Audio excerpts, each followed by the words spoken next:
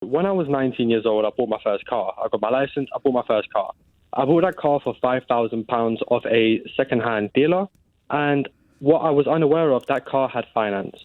So after a week of having the car, it got clamped, and then I had to prove to the person that clamped it that I was the new owner of the car. The finance wasn't in my name, so they unclamped it.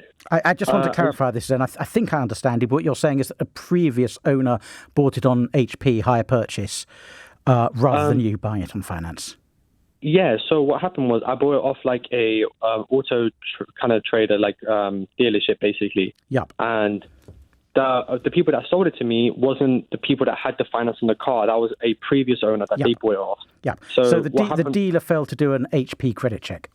Exactly, yes. It got clamped, and then after that, I proved that it wasn't clamped. It got taken off. Around a year later, I got into a car accident. That wasn't my fault, and was proven that wasn't my fault, and the car was written off. The car was valued at around £5,000, which didn't go to me. It went to the person's finance, that the previous owner's finance, basically. And my question was, do I have any leg to stand on to get some of that money back? Because it wasn't my fault that I bought a car that had finance on it from a kind of auto trader, like a dealer. Yeah, that's really tricky.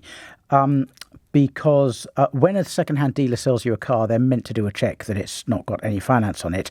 But also you're meant to check as well. Nobody does in reality, because you tend to trust that the car is free of any encumbrance and check, and you're meant to trust that the dealer's actually done it. But technically, it's legally your responsibility when buying a second-hand car to check that there's no HP contract out on it, and doing an HP check costs about £12 or £14.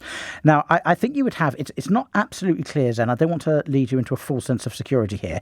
I think you'd have a decent case against the dealer for selling you a car and suggesting through implication that you were getting full ownership of the car with no encumbrance and no loan agreement secured on the car.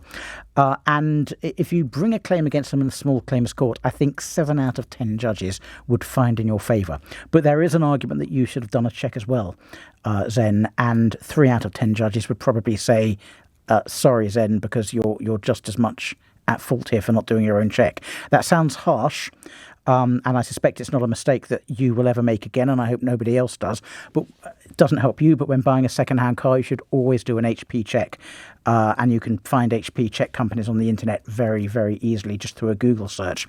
Then I would definitely write to the company that sold it to you, to the dealership, claim the value of the car, which it'll be the value at the time it was written off, not the value at the time you bought it, because a year had passed.